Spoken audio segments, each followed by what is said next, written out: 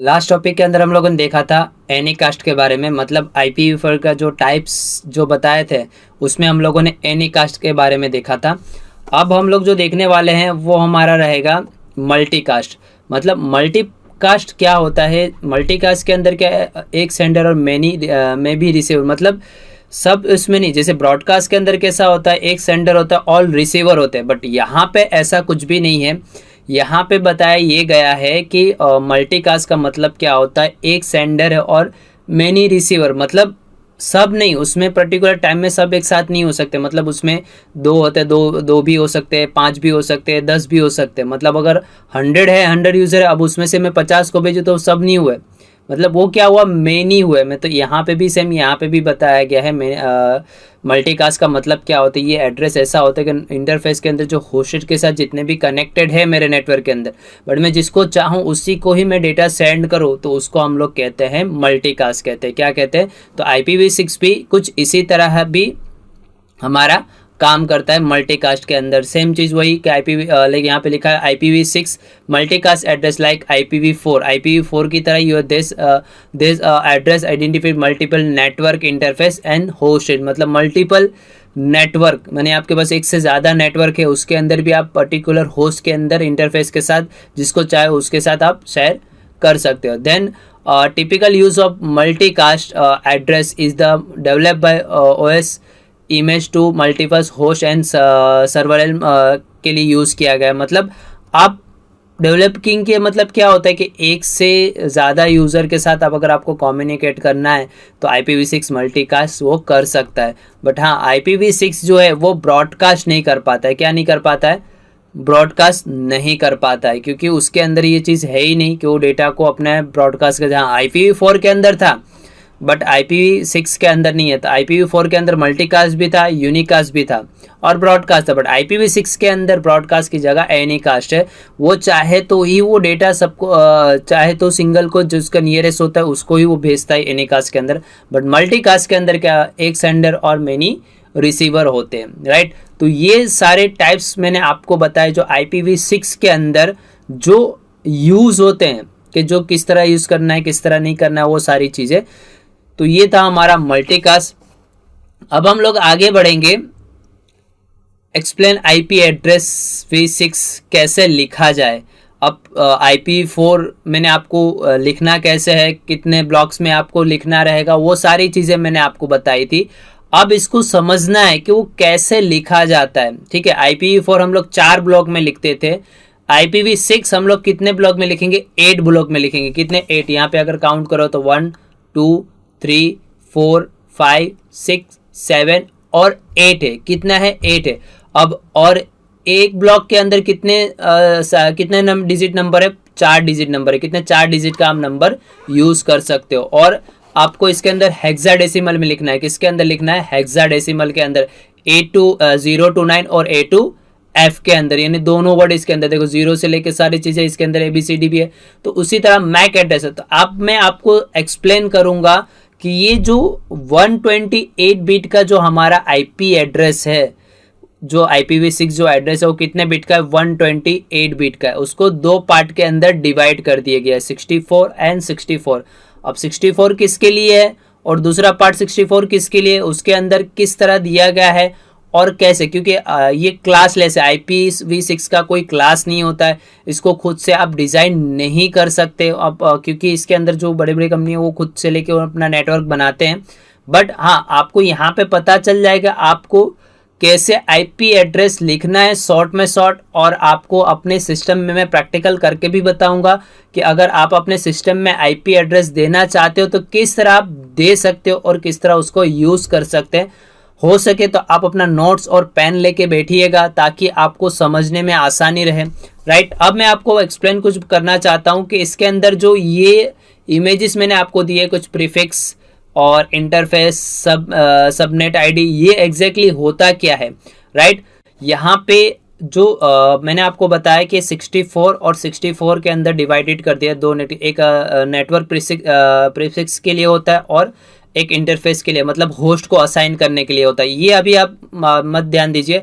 अभी आप देखिए ये 64 और ये 64 अगर हम लोग टोटल करें तो कितना हो जाता है, 128 बिट हो जाता है। कितना हो जाता है, 128। और ये जो पहला जो 64 जो बिट होता है वो किसके लिए रिजर्व होता है, नेटवर्क प्रीफिक्स के लिए होता है, मतलब वो रिजर्व ही होता है। और उसके बाद जो यहाँ से यहाँ तक का लेके जो होता है ना 64 बिट, वो होता है हमारा इंटरफेस के लिए होता है और हमारा होस्ट को असाइन करने के लिए यूज किया जाता है, राइट। अब मैं आपको कुछ यहाँ बताना, और इसमें जो 64 बिट जो होते हैं उसमें जो 32 बिट जो होते हैं वो आईएसपी के लिए होते हैं। किसके लिए होता है, आईएसपी मतलब इंटरनेट सर्विस प्रोवाइडर के लिए यूज होता है। और इसमें जो 32 बिट जो होते हैं वो किसके लिए होते हैं, कस्टमर सपोर्ट के लिए यूज किया जाता है। किसके लिए यूज किया जाता है, कस्टमर सपोर्ट के लिए यूज किया था। और यहाँ पे जो आप देख रहे हो 16 बिट, जो ये आप देख रहे हो 16 बिट का, वो इनसाइड सबनेट के लिए यूज किया जाता है। सबनेट आईडी जो होता है 16 बिट का, उसके लिए यूज किया जाता है। और बाकी का ये जो आप देख रहे हो, ये जितने भी बच्चे हैं वो अपने डिवाइसेस के ऊपर या अपने होस्ट के ऊपर, आप इंटरफेस आईडी कहो या जो भी आप बोलो, उसके ऊपर आप इसके ऊपर असाइन कर सकते हो, राइट।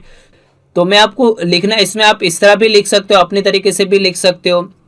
अब ये इतना बड़ा है, अब इतना बड़ा तो आपको याद नहीं रहेगा। अब इसको शॉर्ट में किस तरह लिखना है वो भी मैं आपको एक्सप्लेन कर दूंगा कि किस तरह आपको शॉर्ट में लिखना है।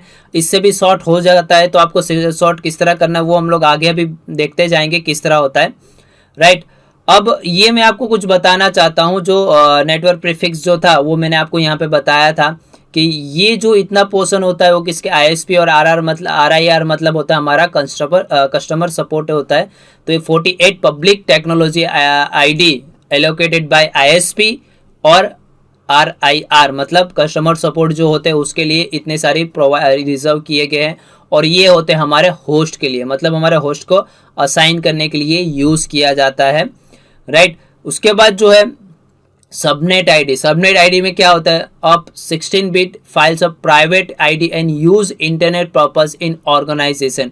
अगर इंटरनेट पर्पस ऑर्गेनाइजेशन के लिए यूज करना है तो ये हमारा जो प्राइवेट 16 बिट जो आईडी है वो उसके लिए यूज किया है। देखो यहाँ पे बताया गया 48 बिट नेटवर्क पार्ट्स के लिए यूज किया जाता है और 64 बिट किसके लिए, क्लाइंट आईडी के लिए, मतलब हमारा जो सिस्टम होता है उसके लिए यूज किया जाता है। ये बिट्स की मैंने यहाँ पे 128 बिट्स जो मैंने पूरा बताया है यहाँ पे कि 16 बिट्स किसके लिए होता है और 48 किसके लिए। आप इस तरह भी लिख सकते हो 2201 कॉलन करके, ठीक है। अब मैं इसके अंदर थोड़ा कुछ और चीजें बताना चाहता हूँ आपके अंदर कि इसको बेसिकली इस तरह तो लिखा तो जाता ही है, बट इंटरफेस जो आईडी होती है उसके अंदर मैक एड्रेस कौन सा होता है, किस तरह यूज होता है। तो देखो यहाँ पे मैंने कुछ ऑटोमेटिक कॉन्फ़िगरेशन अगर मैं बताऊँ, मैन्युअली कॉन्फ़िगरेशन दो तरीके से होता है। तो एक तो यहाँ पे आप यहाँ पे इस तरह लिख सकते हो, देखो यहाँ पे लिखा हुआ है 2201 colon 0db8 colon 3c4d colon 0015 colon 0 colon 01। अब यहाँ पे क्या है कि आप एक बार 0 करके कॉलन करके 0, ये भी एक स्टाइल है, आप इस तरह भी लिख सकते हो। बट हाँ, आप इस तरह भी रिप्रेजेंट कर सकते हो डबल कॉलम के साथ। अगर आप ये डबल कॉलम कर दोगे तो 8 ब्लॉक एक साथ आ जाएंगे, बट आप एड्रेस में एक ही बार यूज कर सकते हो, एक ही जगह यूज कर सकते हो, वो भी होस्ट पार्ट के अंदर। जो हमारा इंटरफेस आईडी होता है वहां पे आप चेंज कर सकते हो, नेटवर्क में नहीं कर सकते। नेटवर्क पहले से फिक्स होता है, उसमें आप चेंजेस नहीं कर सकते। आप होस्ट जो पीसी होस्ट आईडी है, जो इंटरफेस है, वहां पे आप चेंज कर सकते हो। मतलब यहाँ पे आप देखो मैंने दूसरा एड्रेस भी लिखा हुआ है कि आप ये जो डबल कॉलन को रिप्रेजेंट कर दोगे, मतलब वो जीरो को किस में रिप्रेजेंट हो जाएगा, डबल कॉलन कर दोगे तो आपका 8 बिट का 8 ब्लॉक का यूज आईडी यूज हो जाएगा। मतलब ये भी इतना भी एक शॉर्ट हो जाएगा, बट एड्रेस में एक ही जगह एक ही बार यूज कर सकते हो। आप कहोगे मैं बीच में भी आप डबल कॉलन करके मैं रिप्रेजेंट करूं, तो ऐसा पॉसिबल नहीं है। तो आप इस तरह भी कर सकते हो। अब मैं आपको अपने सिमुलेशन के ऊपर ले जाऊं, उससे पहले थोड़ा कुछ इसके अंदर जो बाकी है वो मैं आपको कुछ बता दूं। आईपी एड्रेस का कॉन्फ़िगरेशन ही है, तो मैं कैसे कॉन्फ़िगरेशन करना है, किस तरह करना है, दो सिस्टम के बीच में किस तरह आईडी देनी है, और कनेक्टिविटी हो रहा है कि नहीं हो रहा है, किस तरह उसको प्रॉपरली यूज करना है, वो हम लोग आपको यहाँ पर प्रैक्टिकल करके यहाँ पे दिखा रहे हैं, राइट। अब इसके अंदर ऑटो कॉन्फ़िगरेशन दो तरीके से होता है, एक स्टेटफुल है और एक स्टेटलेस है। ये दोनों तरीके से हम लोग कर सकते हैं, ठीक है।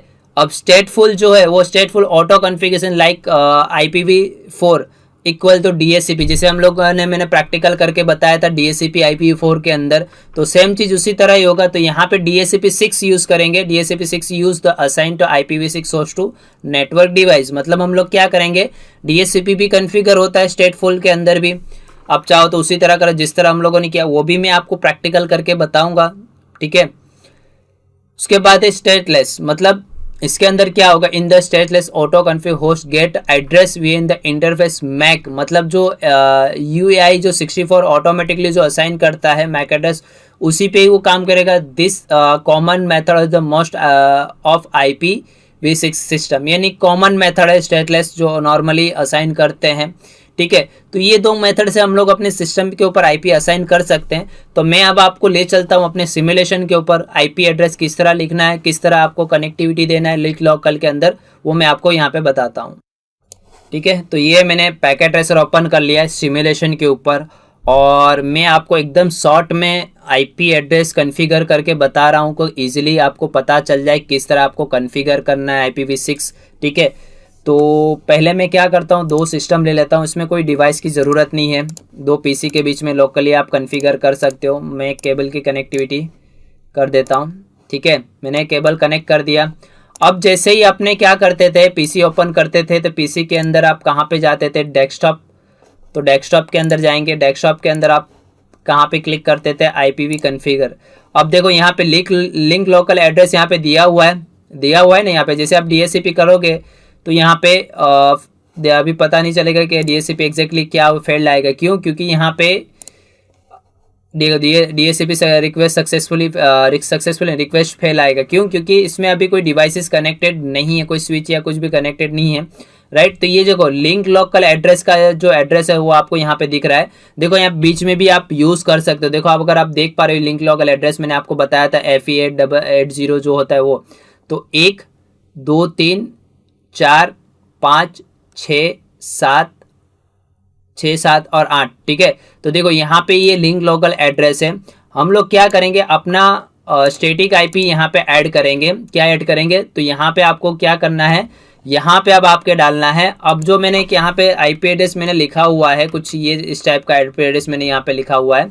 देखो ये मैंने कुछ शॉर्ट में एकदम बनाया। देखो वो 8 बिट के अंदर होता है, 8 ब्लॉक के अंदर होता है। तो 1 2 3 4 5 6 7 एंड 8 बिट के अंदर मैंने लिखा हुआ है। डबल कॉलम में यहाँ पे भी लिख सकता हूँ और यहाँ पे आप इस तरह भी लिख सकते हो। तो यही वाला IP एड्रेस मैं पहले PC के ऊपर कॉपी करता हूँ और मैं ये वाला जो मशीन है उसके ऊपर ऐड कर देता हूँ। और यहाँ पे आपका आ जाएगा 64 बिट। क्या आ जाएगा, 60 जो आया उसका जो बिट होता है वो यहाँ पे आपको ऐड करना है। बस इतना करना है और यहाँ से आपको क्या करना है, क्लोज करना है। देन आपको ये वाले PC पे आना है। ये वाले PC पे आके सेम वही चीज़ करना है, IP कॉन्फ़िगरेशन में आना है, स्टैटिक यहाँ पे आपको डालना है। और जो ये वाला जो दूसरा IP मैंने यहाँ पे लिखा हुआ है 201, ये वाला मैं यहाँ से कॉपी कर लेता हूँ। आप लिखना चाहो तो भी लिख सकते हो। और यहाँ से मैं क्या करूँगा, इसके अंदर पेस्ट कर दूंगा और जो उसका वैल्यू जो होता है 64 वो मैं यहाँ पे ऐड कर दूंगा, राइट। ये हो गया।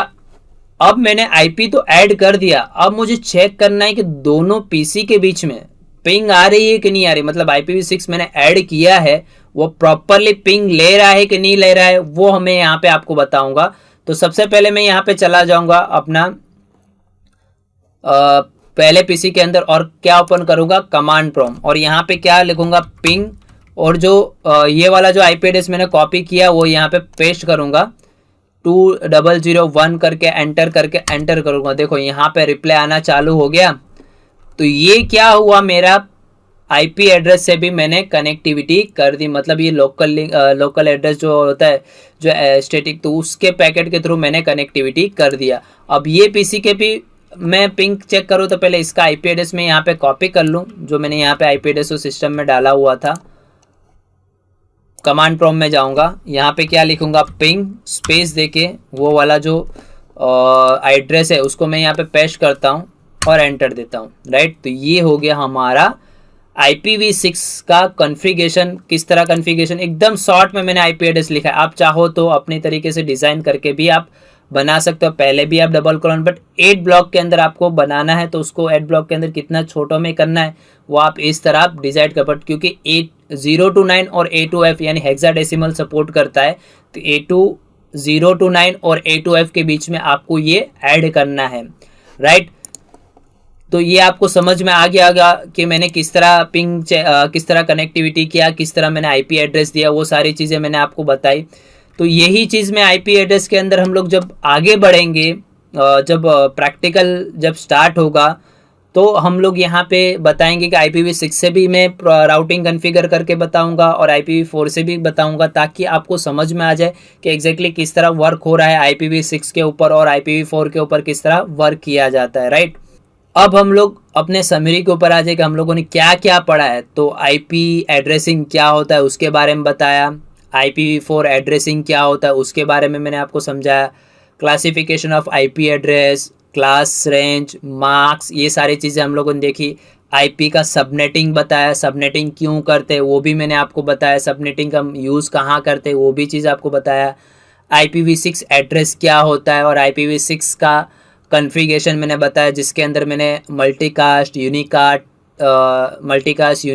एनीकास्ट, ये सारी चीज़ें हम लोगों ने टाइप्स ऑफ एड्रेसेस देखे। और IPv6 को दो तरीके से कॉन्फ़िगर करते हैं, स्टेटफुल और स्टेटलेस, दोनों तरीके से कॉन्फ़िगर DHCP से भी कर सकते हो और स्टैटिक भी कर सकते हो। ये सारी चीज़ें मैंने आपको वन बाय वन मैंने आपको एक्सप्लेन कर दिया है, राइट। अब जब नेक्स्ट टॉपिक के अंदर हम लोग मिलेंगे, तब हमारा जब नेक्स्ट टॉपिक रहेगा वर्किंग विथ सिस्को डिवाइस, मतलब यहाँ पे अब हमारा राउटर का सम प्रैक्टिकल्स और थियरी समझाएंगे और उसके पूरा वर्किंग किस तरह होता है, कितने टाइप्स के राउटर्स आते हैं, कौन से राउटर यूज होंगे, वो हम लोग देखेंगे नेक्स्ट टॉपिक के अंदर। जो नेक्स्ट टॉपिक रहेगा हमारा वर्किंग विथ सिस्को डिवाइस।